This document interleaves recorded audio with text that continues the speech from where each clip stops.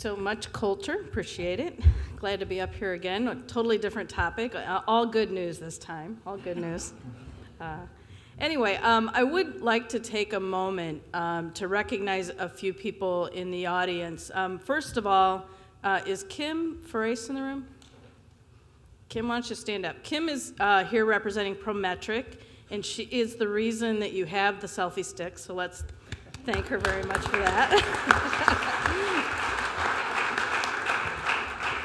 We value our partnership with Prometric as where all of your candidates go to take the CPA exam, and they do a great job for us. So we appreciate that, and we appreciate you being here. I'm sure if you have questions about Prometric or about how things work at the test centers or anything like that, Kim will be here for the meeting and be happy to talk to you. I'd also like to take a moment to have anybody in the room, and I looked through the attendance list to see that there's a good number.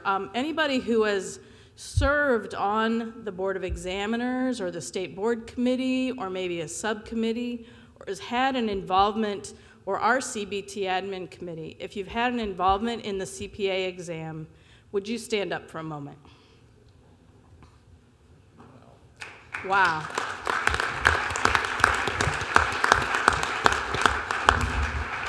Thank you so much, because we know it takes a lot of time and effort, especially those of you on the subcommittees. You're in there grinding, looking at all the content, the questions, the simulations, and we really very much, I know AICPA appreciates the fact that you volunteer, and we all appreciate that we have a state board perspective, because these are all, except for our committees, the BOE, the State Board Committee, the subcommittees, those are AICPA committees, and we know it's extra time and effort, but it's very important to us that you are there, so you have some ownership in the evolution of the exam.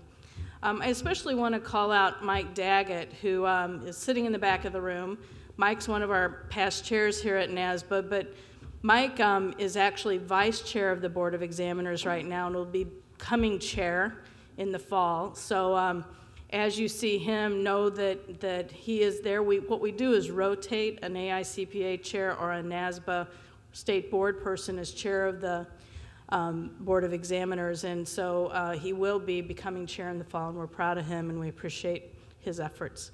So, got that out of the way, and so what I'd like to do is to remind you what we're going to do. Mike Decker, who is the Vice President of Examinations at AICPA, what we have is a partnership. AICPA is responsible for the content of the examination, the scoring of the examination, making sure that we set the bar at the right place. And Mike will be talking about that. But we also know that this profession and what we need to know evolves over time. And so we do have to stop and do that check periodically. And we're in that time frame right now. So it's an exciting time, and it's a very important time that we look at how things are changing. I know Mike is going to talk a lot about the evolution of the exam and the timeline and things we've learned, and then Rick is going to dive into the content and some of the things we're looking at there. And then we'll circle back, and I'll spend a few minutes talking about test administration, which is where the state boards definitely play a major role. The administration of the examination, deciding how often candidates can take, and is there conditioning or not, or all of those sort of things are really state board decisions, but we have to work in partnership. We're in a practice analysis. It's time to be looking at changes to the examination, and it's a natural time to be looking at how the test is administered too. So we'll talk about that. So what I'd like to do is turn it over to Mike and give him the clicker. So you have the power. There you go. Thank you. All right. Thanks, Colleen. Two quick announcements. I don't know if any of you are checking, but Phil Mickelson is in the lead for the U.S. Open, so I don't know how many of you are concerned about that. And second, this booklet was provided to you at the break, and this is about, I think, our third year in providing the CPA exam booklet, working very closely with the Board of Examiners and the State Board Committee. And as Colleen outlined, there are a number of people in the audience that have either served on the Board of Examiners or the State Board Committee, and that is about 75 people a year that really help us out, the 60 staff with the exams team, to develop the exam and to really make sure the communications are strong. So this is our third year with the booklet. We do have additional copies, so if you're presenting or at educator conferences and you'd like additional copies, let us know. It's really been a successful venture working with NASBA and with the committees, and I think we'll continue with this initiative. So moving right along with the future of the exam, I'm going to talk a little bit about the process that we're going through and where we are in the timeline, and then Rick will get into more of the details. So you heard this morning that clearly we're all here to ensure that we're protecting the public interest. Ken Bishop and Walter Davenport kicked off the meeting reminding us that we're all in that role. And so why do we do a practice analysis, and what role does the exam play in that process? And so when we think about the exam, it clearly plays a role in protecting the public interest, because that's the first step for a candidate, that when they pass that exam, that exam is used to provide reasonable assurance to all of you that a candidate that passes the exam has the necessary knowledge and skills that they can go out and be licensed as a CPA. So in order to keep the exam current and reliable and valid, as the profession changes and as the standards change, we need to go through a regular process of a practice analysis to ensure that that exam is kept current. So we do this every 6 to 7 years, and that process is going to change, and I'll share a little bit about that. So as we're ensuring the relevancy, we're doing two things. One, we're looking at the content and we're looking at the knowledge and skills necessary, and so by doing that, we're taking a look at what's on the exam and what a candidate needs to know. And anytime you look at an examination and you determine, okay, what does the information and what is the knowledge that a CPA has to have, you also have to look at how is the exam administered. So for the practice analysis, we're looking at both. What do they need to know, and how do we need to assess that? A little bit of history, and I'm having that's coming. Okay, there it goes. So a little bit of history. The exam was computerized a little over 10 years ago in 2004, so a practice analysis led to that evolution. We also conducted a practice analysis starting back in 2008 that led to the launch of what we called CBTE in 2011. And in that work, we worked on reducing the size of the simulation so that we could provide scores to the candidates much faster. And we kept the 4 pillars of audit, tax, financial reporting, and BEC. And there were some assumptions made when we went through the process in 2008.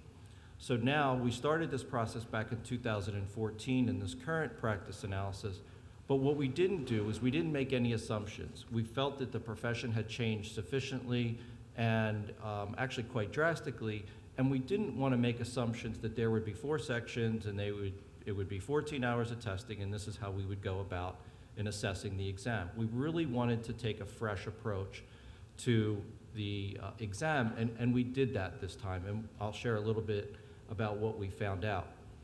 In addition, one of the things that we found out is we can't wait 5, 6, 7 years in between really changing the exam, and given the amount of change in the profession, we really need to make sure that we're updating the exam more often.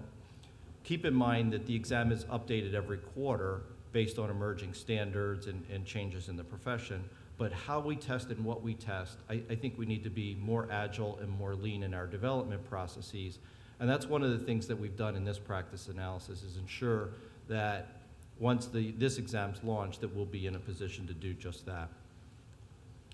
So the research timeline is in front of you. We started back in 2013 with the Board of Directions, the Board of Examiners review of the strategic plan and the direction.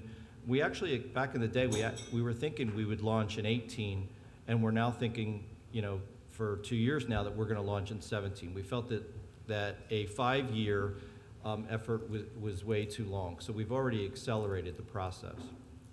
The next big deliverable date in front of us is the exposure draft will be in your hands on September 1st. So I think Colleen's going to talk about what you all can do in your review of the exposure draft so that we can get that feedback on the potential changes and look to announce the new version of the exam in 16 and launch in 2017. The other thing that's happening that we're not really going to discuss today, but that you all should know, is that the AICPA is developing software that will change how the exam is administered in the Prometric test centers. So some of that software will be released in 16 and 17, but the full sort of web-like version will be launched in 2018. That doesn't mean we're going to launch it on the web. It will just have a more web-like look and feel in 2018, and that version will include support for Excel as a tool for the candidates. So what did we learn in all of the focus groups and surveys and interviews and meetings with firms and the invitation to comment and thousands of survey statements? What we heard that it's important for the candidates to have specific content knowledge, but it's simply not enough. Can they apply that knowledge? Can they use analysis skills? Can they interpret? Can they recommend? Can they use higher order skills to not only define what they know, but how they go about using it? So the next version of the exam will include simulations and questions that address critical thinking skills, problem-solving skills. We're doing a research study to figure out how to assess and have a computer score professional skepticism. Effective communication skills is still a requirement, so we will keep the writing sample on the exam. Can a candidate not only do research, but can they apply that research? Can they answer questions based on the research findings? So essentially, we're elevating the knowledge, skills, and the context understanding that's required of a newly licensed CPA, and that's all designed for the next version of the exam. And Rick will get into a little bit more detail about how exactly we're going to do that. So there's some things that we heard, and clearly some things that we heard from all of you, things that we should not do. So we are going to keep with the current exam structure. You know, there was some discussion as do we need BEC? And the committees and subcommittees of the content team and the volunteers said, yes, definitely, you need BEC, and the 4 sections still make sense. The higher order skills and support for assessing higher order skills was a slam dunk given the feedback on the invitation to comment. We talked about price, and we talked about the score reporting timelines. Clearly, anything we can do to keep the score reporting timelines as prompt as possible, and they're at about 20 days today, that should be done. The price is, it's okay to raise price as long as there's a value proposition there. So we'll talk a little bit more about that as well. And anything you can do to increase candidate convenience and candidate authenticity, for example, the use of Excel as a tool, is something that that the team should be looking at as well. One thing that we did hear that we are focused on, and it was discussed earlier, is candidate convenience. So the firms have changed how they're supporting candidates. Some of these policies have been in effect for 10 years. Clearly, this is the purview of the state boards and all of you. So there's some things that we think we can do and other things that may be further down the line that we don't even know if we can do. But clearly, we're in discussions with NASBA and Prometric around all of those things to ensure that the exam remains rigorous, but that, that maybe there's more opportunities to test. So some things that we didn't do, we're not going to go with a capstone exam. We're not adding a 5th section. So we clearly took all of the candidate feedback and all of the profession's feedback, and we're ready to go with the announcement and definition of the exposure draft that will be out September 1st. So Rick's going to go into more of a deep dive on the content and what our current thinking is on the subject matter of the exam. Thank you, Mike?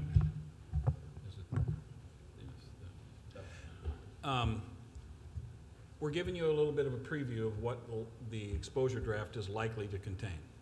Not 100% sure yet, but we're getting pretty darn close to it, because September 1st really isn't that far away. We want your feedback on what Mike's talked about, what I'm going to talk about, a little bit of a deeper dive, what Colleen's going to talk about. We want your feedback today and tomorrow. We clearly want your feedback at the time of the exposure draft, if you're able to do that. But we're going to give you a little preview of what the new exam is going to look like. What the new exam is going to look like and what this preview is talking about has, as Mike said, come literally from thousands of individuals. Focus groups, we had focus groups at the regional meetings last year. The invitation to comment, survey statements went out to thousands and thousands of active CPAs. Our committees that are composed of practicing CPAs have been thoroughly involved with this process, a considerable level of detail. Any of you that have been on the BEC or the REG or any of those committees that look at questions, you know there's a lot of work involved in that, and it's volunteer-driven work.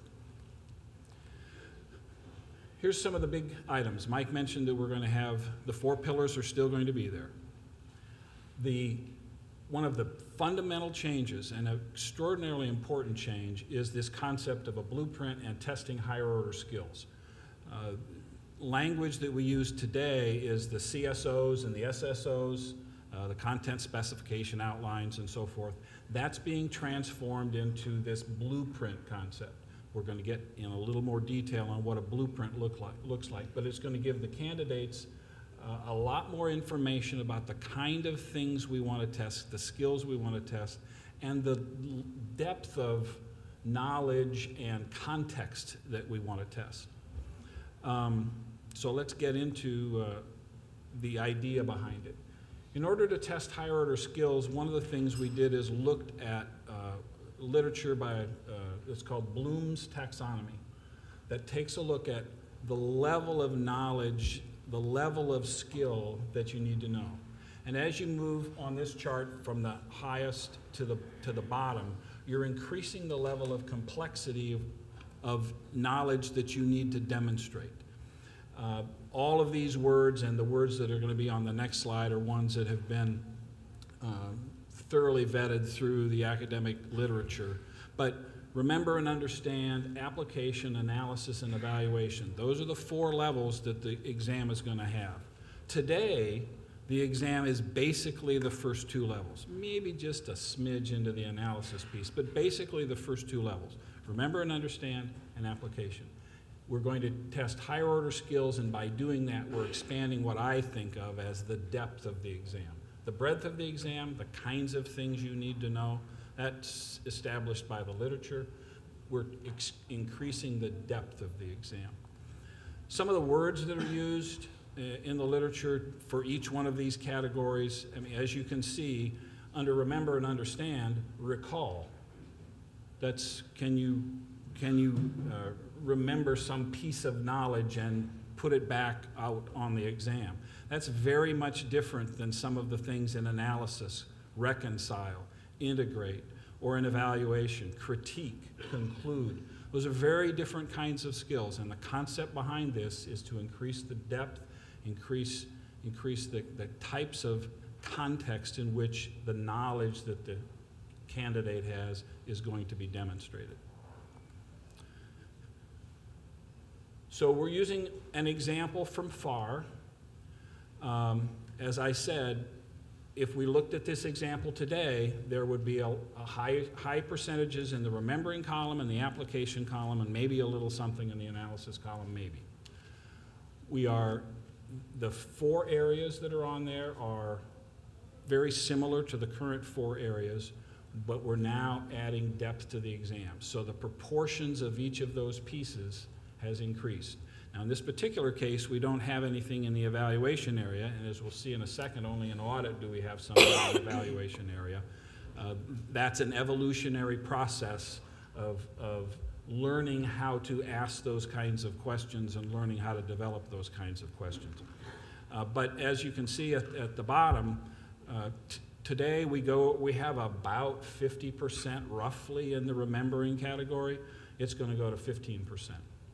Today, we have roughly 50% in application. It's going to go to 52, and analysis is going from virtually 0 to 33. Currently, the CSO and SSO that a candidate gets looks like that. This is FAR again. It happens to be the Area 1. Remember, if we go back here, we have 4 areas. This is a little snippet of Area 1 right now. Area 1, Part A, 1, and 2. That's what a candidate sees. Now, there's 4 areas. There's multiple content topic areas within a section, so this continues vertically. But right now, that's all a candidate sees. In the future, they're going to see that. They're going to have still Area 1, 2, 3, 4, still the subcategories in it, but now we're going to give them much more detail on representative tasks that might apply to each one of these areas, and whether the question will be in the application area, analysis area, remember and understand, or wherever it might be. So the depth that a candidate gets now is that, and we're going to expand it to that. There are 700 representative task statements. This document, when it goes into the exposure draft, because we want your comments on this document, when it goes into this exposure draft, is 56 pages long. Fundamental change on how we put a test together and how we explain to a candidate what the test is, and a fundamental change in testing higher order skills in a very logical and method which has been well accepted in the testing literature. Come on. This is the current draft of what the skill allocations will be on each of the sections. As I mentioned, at the moment, we only have the evaluation piece in the auditing section. Over the years, that evaluation piece is going to increase, but at this point, we're just in the auditing section. This is also a document that the candidate will see.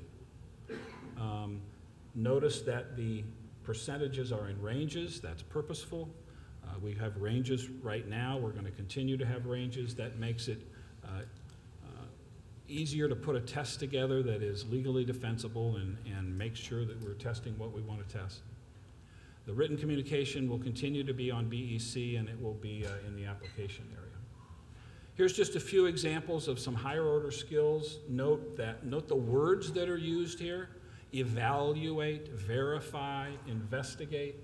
It's fundamentally a different way of asking questions, and as Mike said a little bit ago, it's knowledge, skills, and context. You use the word evaluate, you're creating some context to the question. We are going to continue to assess written content in the BEC section. We're going to test your ability to write independent from your ability to know the relevant material, the breadth of material, and we're going to continue to automate the scoring as we do now. And from an exam design perspective, all of this likely means that we're going to need to increase the time on the reg and the BEC from 3 hours to 4 hours. We think we have sufficient amount of time in the other sections to do this, but on reg and BEC, we tend to be running up against the limits right now, and so we believe that with this change of testing of higher order skills that we're going to need to increase the reg and BEC by 1 hour each. The seat time that we have with Prometric, it's a little bit less than $20 an hour. So this would increase by a little less than $40 for the entire exam if this ends up being the final look. As Mike mentioned, we're going to be implementing Excel in 2018. We're going to propose implementing Excel in 2018. This would not occur at the launch of the new exam. The launch of the new exam would be 17. For technical reasons, IT-related reasons, we can't do the implementation of Excel at the same time. We're not going to test your ability to use Excel. We're going to be allowing Excel in a form that you and I would use every day. We're allowing the use of Excel to help people take the exam, but we're not going to test, do you know how to do a pivot table or whatever. That's not the intent of this. So one thing that I didn't mention, but with the launch of the next version of the test, clearly a new cut score needs to be defined. So we're changing the composition of the test, we're changing how many simulations will be on the test, the proportion of multiple choice questions to simulations. So if you recall, when we launched CBTE back in 2011, there was a hold placed on the scores for the candidates that tested, first with that new version of the exam. We're going to need to go through that same process, working with the board to set the cut score for each of the new sections. So we don't know yet what that time delay will be. Clearly, the goal will be to reduce that time as best we can, but we'll work very closely with Colleen and NASBA and Ed Barnicott to ensure that all of you are informed as to what impact that will have and the steps were taken to mitigate that impact. So clearly there'll be more on that later. So with that, we'll turn it over to Colleen to talk about test administration. Okay, before I do, one question for you. You talk about the content changing and having depth and breadth, and I know during the surveys that were sent to thousands of people, what does a newly licensed CPA need to know? When the exposure draft comes out, will it be highlighted what's new, what is being added to the content, so someone can look at it and say they don't have to have the old one there, or will it be side by side, or do you have an idea of what that's going to look like as we look at the exposure draft? I'll give it a start shot. I'll tell you if you're right or wrong. Okay, good. As to the breadth, the kinds of things on there, you noticed from that one slide where we showed what information a candidate has right now on FAR Area 1, A, B, C, is fairly small, and now it's going to be fairly wide. They're not going to be able to make a pre-post comparison because the information that they were given to begin with about the kinds of things that might be on the exam was, in comparison to what we're going to be doing, fairly limited. So I mean, my initial thought would be that the kind of information we give them is so expansive that comparing to what they got before doesn't really tell them very much. But So would now they- Mike can tell me if Okay. I'm wrong. Yeah, like a question would be, partnership taxation, we're going to focus on less and corporate more, or derivatives more and inventory less, that kind of, Yeah, I think Rick was right, or I know Rick was right, and I would add to that where the areas are, where we're assessing content areas in greater detail, or where we're, for example, in the evaluation phase in audit, clearly that will be new. So I think the exposure draft has to highlight the new areas, but in the existing areas, as Rick said, I'm not sure we're going to do a comparison to what we currently test, but we will clearly highlight the new areas that will require assessment. okay, thank you. By the way, we will have some time at the end of our formal presentation for questions, so if you do have some, jot them down, and we'd be happy to take them. So test administration, I mentioned earlier that test administration is the world of not the actual content and skills tested and how they're scored, but it's how it's administered. It's the candidate experience, it's frankly, the rules and regulations that you have as state boards, and that's why I say it is, because it is in your rules and regulations and policies how the candidate tests, it does come back to the state boards to say, should that change? Is that right? Do we need to look at evolving that administration? So this very much is in the state board purview, as Mike said, and I'm going to float some things for you here today, and I think it's going to be a great opportunity as you go into your regional breakouts. Maybe if this could be one of the things that you chat about, if you have an interest in it or concerns about it, we definitely would all like to know, because as these changes would be made, some of them could require a change in your rules or a change in your policies. Hopefully, very few of you would have a change in statute. And we all recognize that that's not something done, not a change, a turn on a dime. Sometimes that takes a process to get through. So we are very much conscious of that as things would be suggested.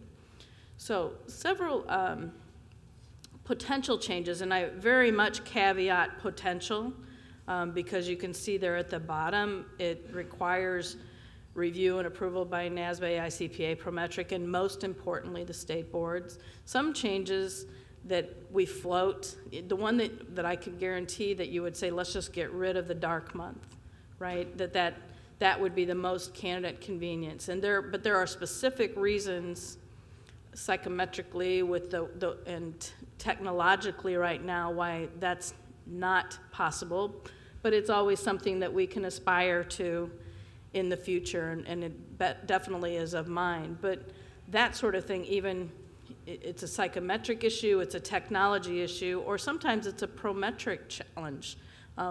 So it's not just one party or one constituent that has to be considered. There are multiple things that go into it. So several things that are in the hopper as possibilities. One would be candidate convenience, which is extending the window, giving the candidate more of an opportunity in which to take the exam. So if you're not knowledgeable about this right now, candidates can take the exam the first 2 months of every quarter. So January, February, April, May, July, August, October, November. And one comment that was received in the invitation to comment was, can we have more time? Give us more opportunities, especially when you look at June. That would probably be one of the most popular, because as they graduate from college, or they're in states where you have a 120, 150 rule, they may be taking it even before they're finished with their master's program or their graduate studies. So they want to be able to take it into June. So one thing that is being considered is to extend testing to the 10th day of the dark month, so which would give them more opportunity into June to take the examination. This would add some days for testing annually, and it would not, we always are cognizant if a window ends around a holiday. So right now, Thanksgiving, sometimes November, the exam window bumps up against Thanksgiving, which is always a challenge.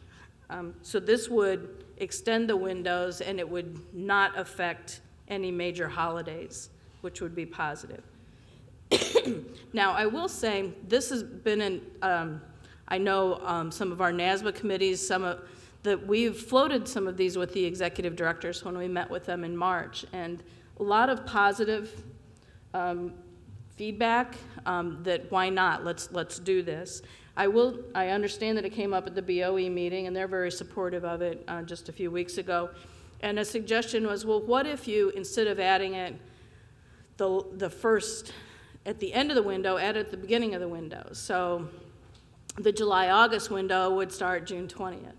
There are more logistical concerns with that, so it is still being discussed, but I would say it's probably not the front runner of an idea. And ultimately, when we look long-term, the hope would be maybe the next step would be to go to a 10-day dark period instead of a 20-day, or ultimately to no dark period at all. So I think this is not a one and done. This is an evolutionary process. The other idea that has come up is actually shifting the windows, which also brings some baggage with it. Instead of January, February, do February, March, do May, June, etc. That brings some positive and negatives too. That December, if you ended in December, you're running up against holidays there. Is that good or bad? I don't know. But that was another idea that was floated. So there's lots of thought going around what could the possibilities be. Another idea that has been floated is allowing retesting within a window. So say I take audit on April 1st and I get my score back in late April, maybe the 21st, 22nd of the month. If I failed, could I retest within that same window? It is a possibility. We look at this from a technology point of view. There's some challenges that I don't think are insurmountable. But there are also some psychometric considerations. There are some fairness questions to candidates. You say, well, maybe, is it fair to say, candidate, you got a 40 the first time, do you really think that you're going to be able to do that much better if you only study for another week or so? But then it's also not fair to say candidates that only had a 70 or better should be able to take it. So how about if they had food poisoning or were sick, or the dog next door barked all night and they didn't sleep? Candidates, hope springs eternal, right? I can always do better if I take it again. But there are considerations and things to be looked at when psychometrically, if you have a candidate take the exam twice within a window and so both of their scores are in there, does that have an impact? It is an area that we are looking at, though, because I think candidates would like the ability to test more. I would say this is not one, even as we vet it with the state boards and our committee structure, this is probably not something that would be considered in the short term, but it's definitely still on the list to look at for the future. When we look at test administration, what our role at NASBA is to get your input and to find out how you feel about this on behalf of your candidate. So we do have a CBT admin committee, which will be meeting here in a few weeks to kick the tires on some of these ideas and some others. We talked to the education committee. We talked to various committees, and when I get to the exposure draft here in a minute, I'll explain kind of a robust process we go through. We also want your ideas, so regional breakouts, or if you want to take this back to your board and have a discussion about any of these things, we are very happy to provide someone to come and meet with your board or to get on the phone with you or provide you materials to give you context by which to have a discussion on the topic. And then, very importantly, share it back with us so we know where you as a board stand on things.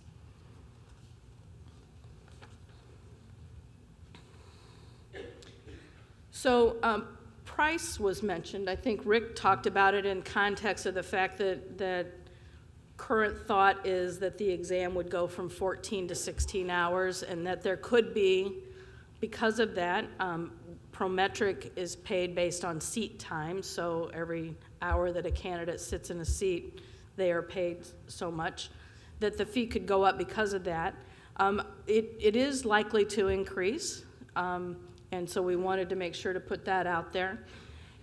This was a question in the invitation to comment last fall, is what would be the appetite for any increases in price to the candidate for the examination? And the response was a very, very supportive and fair.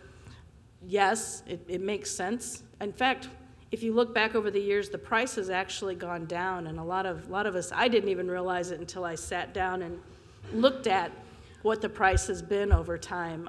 There's been some periods where the price for a party or another is reduced. So it's actually less than it was like in 2008 and 2009. But we do anticipate, for many reasons, switching to Excel from just a Made a up non-version of generic. Excel, is not an inexpensive thing, but there was a resounding support for, let's use Excel on the exam because that's real life, that's what candidates use.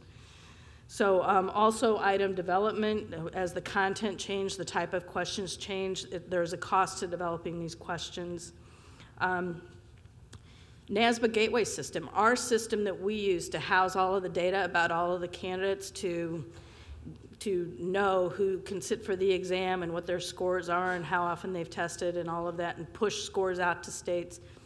It was built in 2002, 2003, so it's time for a refresh on that. So there's going to be possibly some increase from cost there.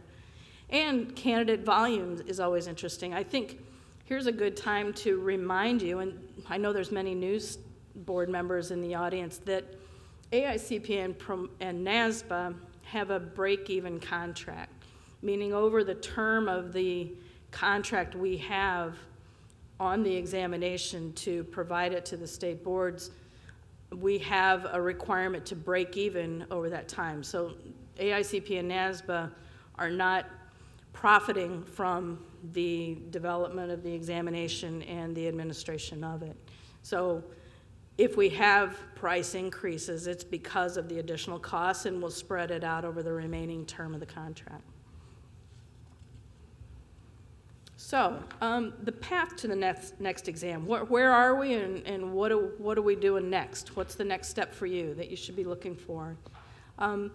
These are the areas, and we talked about them this morning: the blueprint, the structure, how many sections, how long is it, excuse me, the design, testing administration to the extent that the boards agree to it and say, yes, we want to do that. Those we hope to finalize in 2015 and 16. Mike had a slide earlier that showed an exposure draft going out September 1, with an exposure term from September 1 through the end of November. And once they get all of the responses to that exposure draft of here's what we think the exam will look like, then in second quarter of 2017, they will come out and say, okay, based on the exposure, assuming there wasn't huge concerns that make you re-expose for some reason, then they will announce the new examination in the second quarter of 16. And at which point, then right now, the anticipation would be the new exam would be live in the second quarter of 17.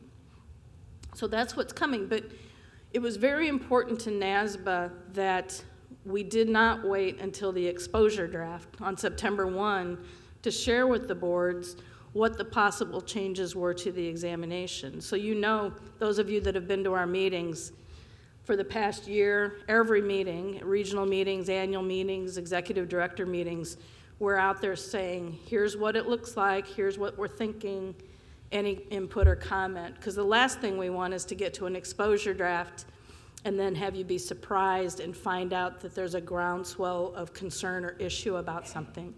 So please take the time. If you have a concern, share it. Let us know.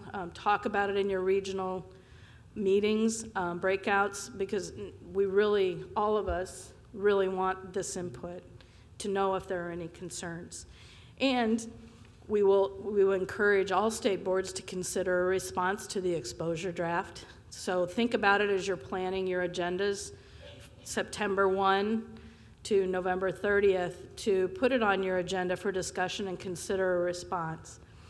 As always, NASBA will provide a response to the exposure draft, and we will do that through our committee structures. So we will convene our education committee, even things like our ethics committee, how ethics is handled on the examination, the executive directors committee, the CBT admin committee, culminating with the regulatory response committee, who is responsible for all NASBA comment letters, and ultimately it will go to our senior leadership for approval and signature.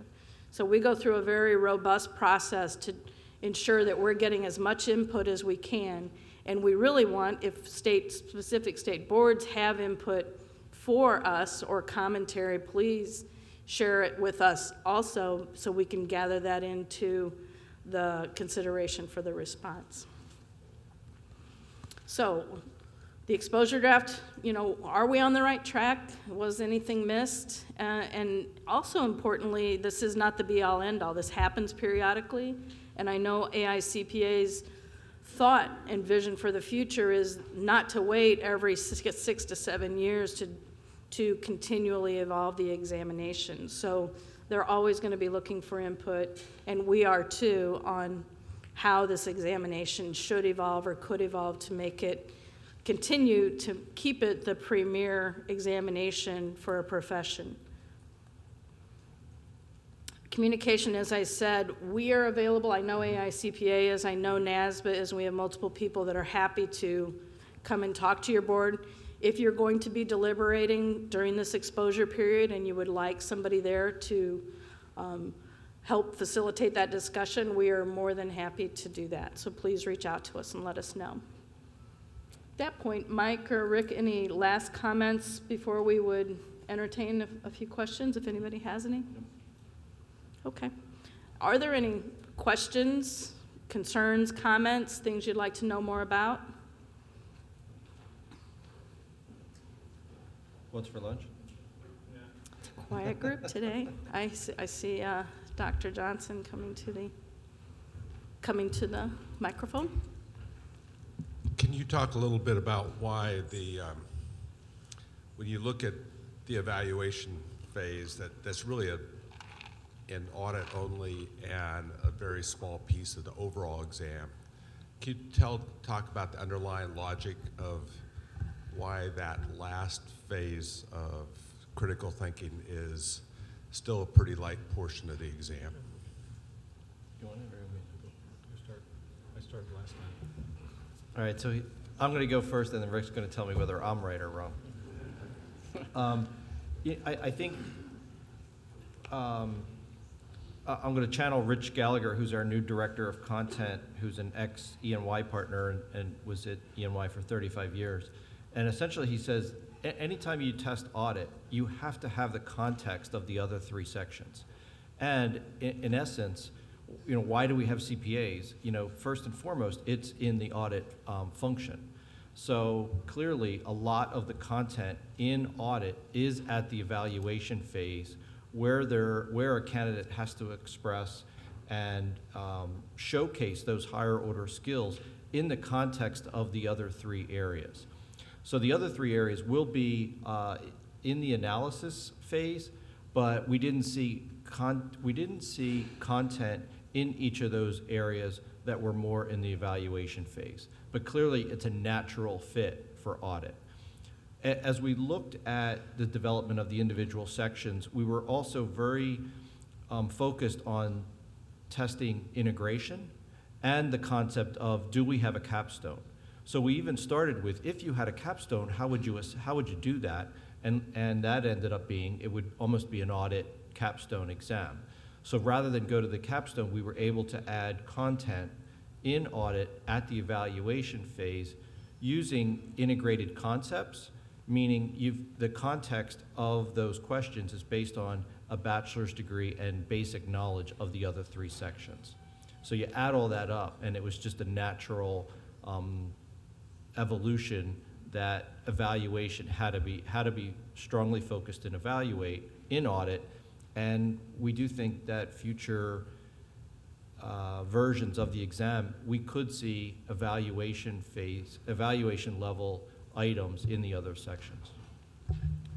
Yeah, that is my primary point, the evolutionary concept. We are taking a big step in moving to what the chart showed just to begin with.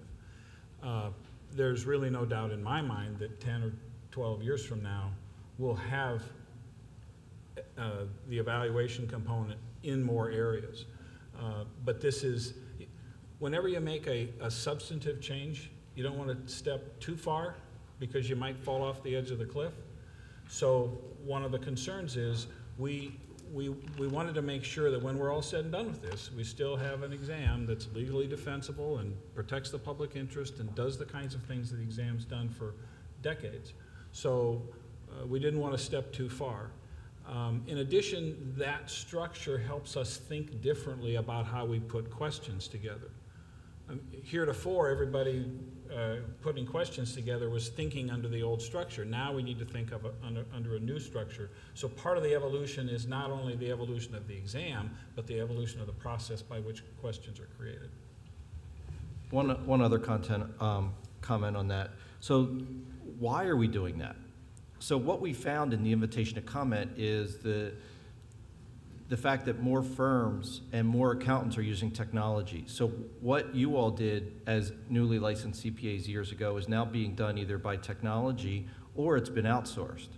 So if it's been outsourced and that report comes back from India overnight, a newly licensed CPA, they may not have to do it, the work, but they've got to interpret it. They've got to recognize it. They've got to analyze it. So that's the reason why the skills are being enhanced, because what they're doing is extremely different. And the other thing is the Psychometric Oversight Committee saw the shift that we are proposing, and they were very supportive because they said it's not, many of the other high-stakes licensure exams in other professions aren't at this level. So they really applauded our sort of courage, but also sensitivity, as Rick said, not to go too far, but to definitely move forward. Ruben? Hi. I want to applaud you for the step up in higher order skills. I think it's challenging, but I think it's really important. I was on the board for a number of years and actually was on the content committee, so I actually got to see the questions. So one of the things I want to ask is how are you going, maybe you haven't even gotten this far, but how are you going to structure the questions? Because I think in the beginning times with the computerized exams, there were sims, and the sims were very integrated and very involved, but they're also very costly, so it evolved away from that to more of a multiple choice format, and kind of including a little bit of information on that. I know that the essays weren't graded for content, they were graded for grammar, so the idea is how do you bring those questions together at a higher order level if you don't have essays that are graded for content? So I want to hear that. Yeah, great question. So if you go back to the slide that shows sort of remember and understanding and analysis at the low level and then evaluate and application at the higher levels, at the lower levels, which is actually at the top of the slide, not the bottom, most of those questions, I think it's the slide before that, most of those questions are multiple choice questions. So as you get into the higher order skills, there it is. So unfortunately, the higher order skills is at the bottom of the slide, and the lower order skills are at the top of the slide. So if I didn't already confuse you, the top two rows, remember and understand and application, is where the exam's currently focused and where there are some simulations both at application and analysis. As we shift to more enhanced skills, those skills will largely be assessed via simulations. So some of the challenges are we've gone out to young CPAs, we've gone out to the colleges to test some of the simulations that we've done. And some of the feedback has been these are too long. So we do want to stay in that 12-minute time frame or 15-minute time frame for each of the simulations. So we went back to them a second time and shared with them the new simulations with only a couple not distractors, but either research or attachments that they would have to review. And we got the time down back to that 12 to 15-minute time frame. The key piece of feedback that we got from these folks was, this is exactly what I do in my internship or in my job. And that was music to our ears because it's then, we're hitting the authenticity goal. Assessment, the writing assessment will still continue not to test it will continue to assess how on topic you are, but we will not be testing if you're right or not. So that's been throughout, since we've launched the item. And the reason why that is because we'd have to manually score the items to do both. And so we feel like we're testing your knowledge skills and your application and higher order skills through simulations, and we'll continue to test your writing skills through the writing sample. So really it's a combination of everything, the writing, the simulations, and the multiple choice questions, which can be in the analysis phase. and that's how we're going to develop the new version of the exam. And that's why the scoring is so complex and so new, because the distributions of sims to multiple choice is so very different. Just one more question. You brought up the idea about allowing people to test again in the same window, and I understand the issues about being psychometrically valid because you have two people showing up at two data points.